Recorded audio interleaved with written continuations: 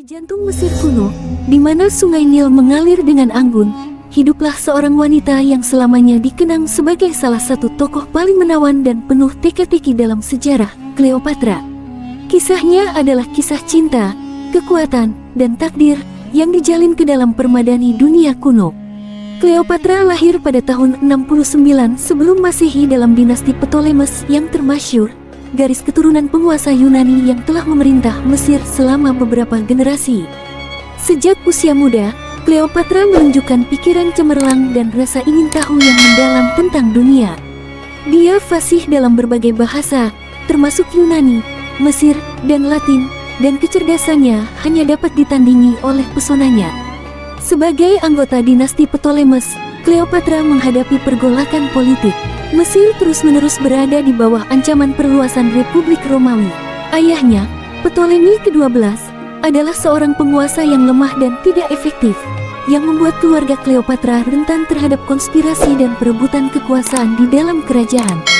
Di tengah gejolak tersebut, Cleopatra melihat peluang untuk menegaskan diri.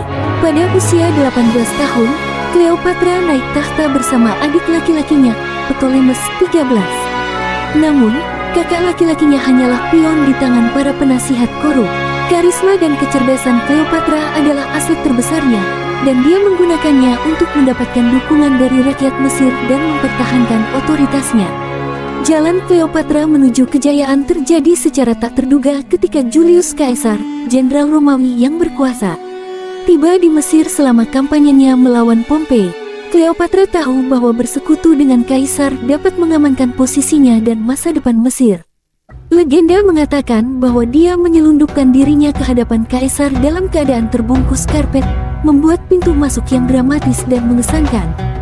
Kecerdasan dan pesona Cleopatra memenangkan hati Kaisar, dan keduanya menjadi sepasang kekasih.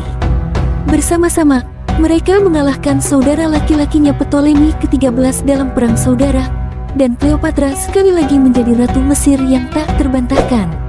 Dia melahirkan putra Kaisar, Ptolemy ke-15, yang sejarah akan ingat sebagai Kaisarion. Namun, dunia Cleopatra akan segera terbalik. Setelah pembunuhan Kaisar pada tahun 44 sebelum Masehi, ia membentuk aliansi baru dengan Mark Antony, seorang jenderal Romawi dan salah satu teman dekat Kaisar. Kisah cinta mereka menjadi legenda, dan mereka memerintah Mesir dan Roma bersama-sama dalam apa yang dikenal sebagai Sumbangan Alexandria. Gaya hidup mereka yang mewah dan persepsi bahwa Cleopatra mempunyai pengaruh yang terlalu besar terhadap urusan Romawi menyebabkan keretakan antara Antony dan Octavianus, pemimpin Romawi yang kuat lainnya.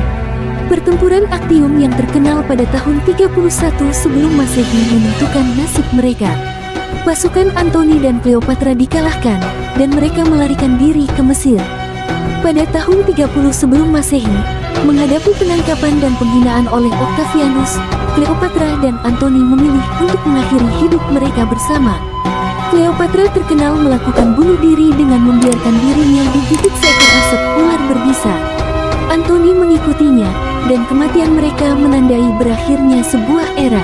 Kehidupan dan kematian Cleopatra masih diselimuti misteri dan intrik.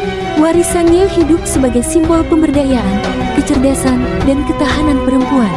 Dia bukan hanya seorang ratu cantik, dia adalah seorang ahli strategi dan diplomat brilian yang menavigasi perairan berbahaya dalam politik kuno dengan anggun dan karisma.